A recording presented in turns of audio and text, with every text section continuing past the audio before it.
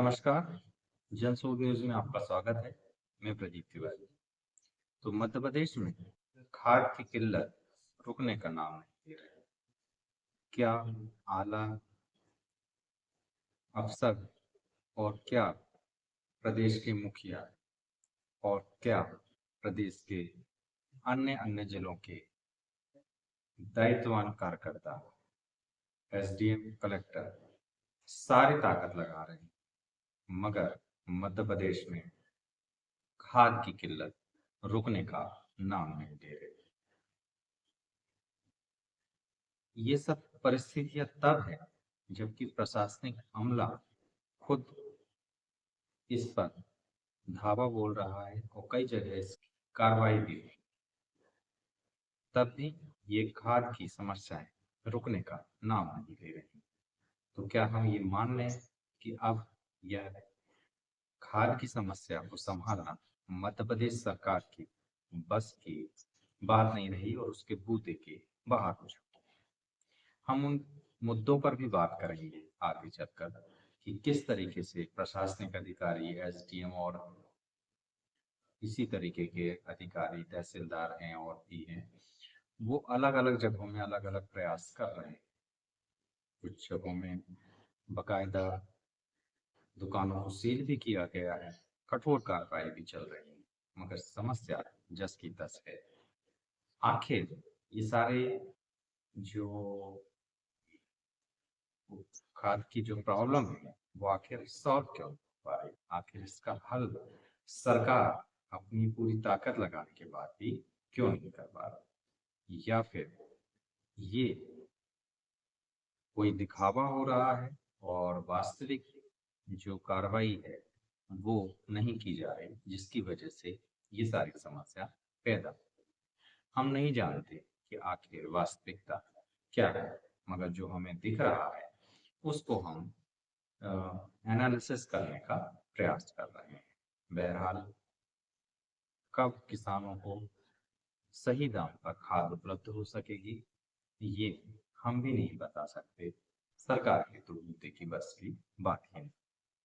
बहरहाल जो समस्या है वो किसानों को भुगतनी पड़ रही है और वे मानसिक, शारीरिक और आर्थिक रूप से तीनों तरह के से वो इस समस्या से परेशान है।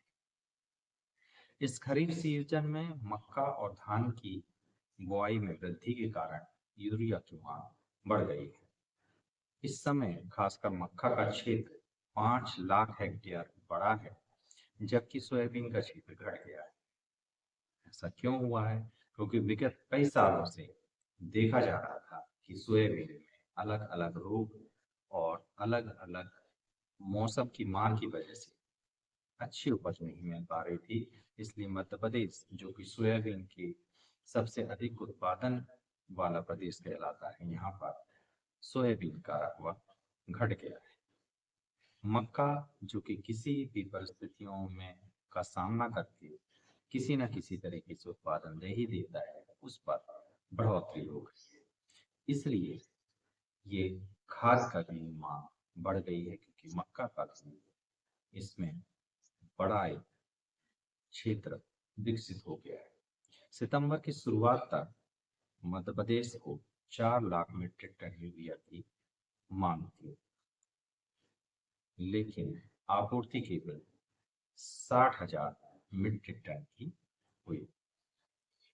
बाकी की आपूर्ति प्रशासन का कहना है कि 1 माह के अंदर हो जाए, मगर इसके धरातल पर उतरने के कोई स्पष्ट बजट और स्पष्ट इंडिकेशन दिखाई नहीं देते। कई जिलों में किसान को खाद लेने के लिए लंबी लंबी लाइनों में लगना पड़ रहा है।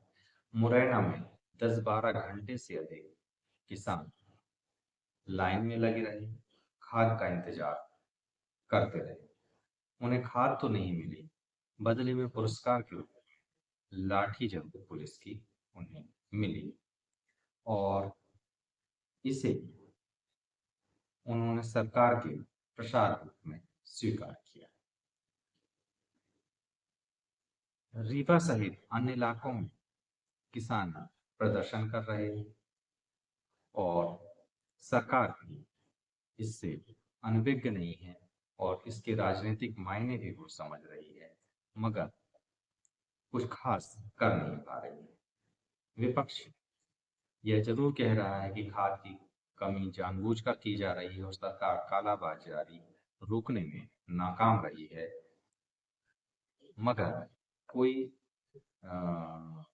पॉजिटिव और जो क्रिएटिव कुछ ऐसा वो भी करता हुआ दिखाई नहीं दे रहा।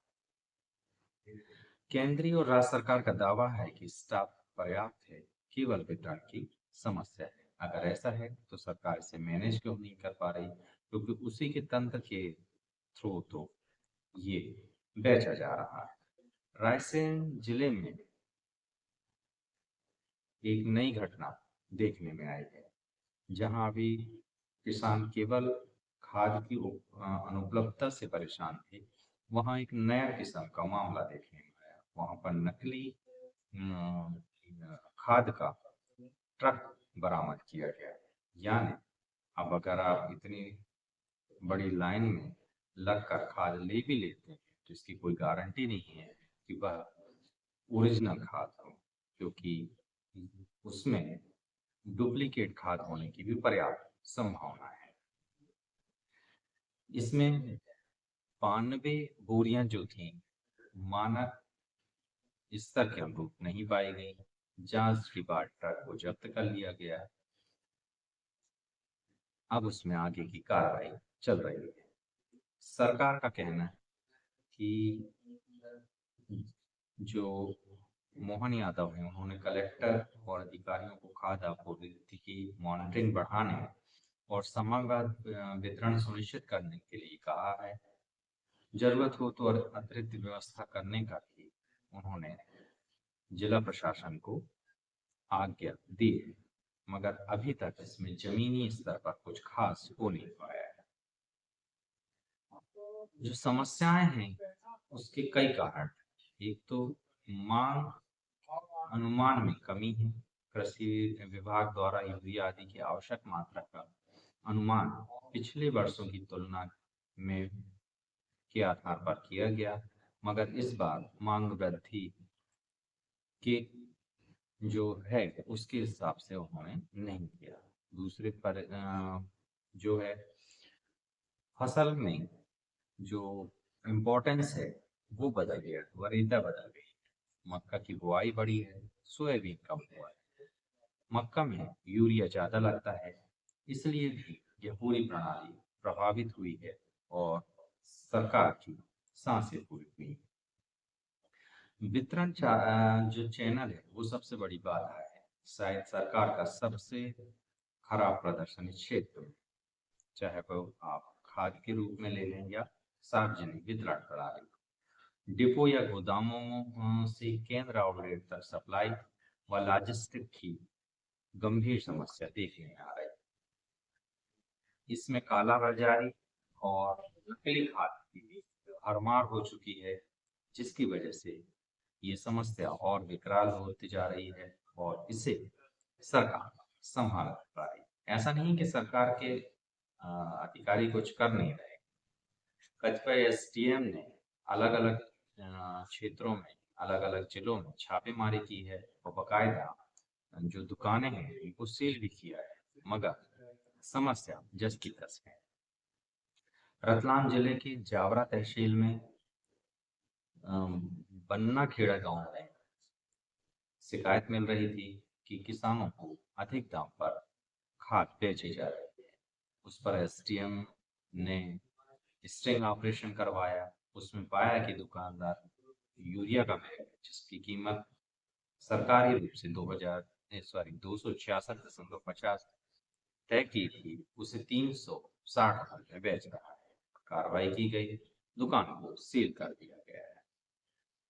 वहीं इसके अलावा अलग अलग जिलों में भी मध्य प्रदेश में ऐसे स्टिंग ऑपरेशन और ऐसी औचक निरीक्षण और कार्रवाई हुई। रीवा में एसडीएम वैशाली जैन एक निजी दुकान पर ग्राहक बनकर छापा मारा। दुकानदार ने सरकारी तय दाम से ज्यादा दाम पर वह बेच रहा था। शिवपुरी के कोलारस तहसील में एक निजी दुकान में 40 बोरी डीएपी खाद बरामद हुई। दुकानदार किसानों को 1600 रुपए में डीएपी खाद बेच रहा था, जो कि सरकारी दाम से अधिक है। अलीराजपुर में एसडीएम तपिस पांडे ने एक खाद दुकान पर छापा मारा।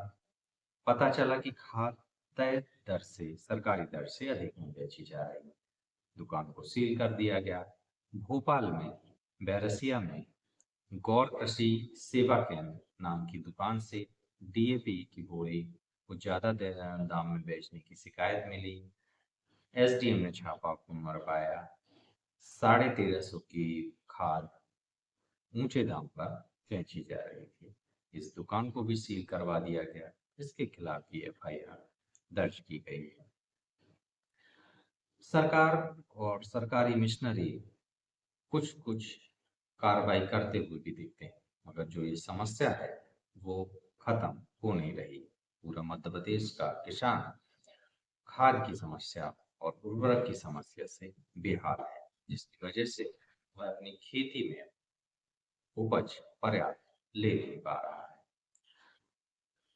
किसान की समस्या हो गई है, जिस समय वह बोने जाता है तो जो बुवाई के बीज हैं और खाद की समस्या ये निर्मित हो जाती, मौसम की मार पड़ जाती है। जब वो काटने जाता है तब मौसम की मार पड़ जाती है और एमएसपी का समस्या आ जाता है, बेचने में उसे कम दाम मिलते हैं। इन सारी समस्याओं की वजह से मध्य प्रदेश का किसान बेहाल होता जा रहा है और उसकी आर्थिक स्थिति कमजोर होती जा रही है। आखिर इन सब मुद्दों पर सरकार कठोर कार्रवाई क्यों नहीं कर पा रही है? आखिर वो क्या तत्व हैं जो सरकार को इस पर कठोर कार्रवाई करने से रोक रहे हैं? आखिर ऐसी क्या चीज है, आखिर ऐसा कौन सा पैनल है जो सारी समस्याओं के जड़ में है, जिससे सरकार क्लिक नहीं कर पा रहा, टारगेट नहीं कर पा रहा? आप भी इसे हम कमेंट बॉक्स में बताने का प्रयास कीजिएगा। हम उसे अपने अगले एपिसोड में शामिल करने का प्रयास करेंगे।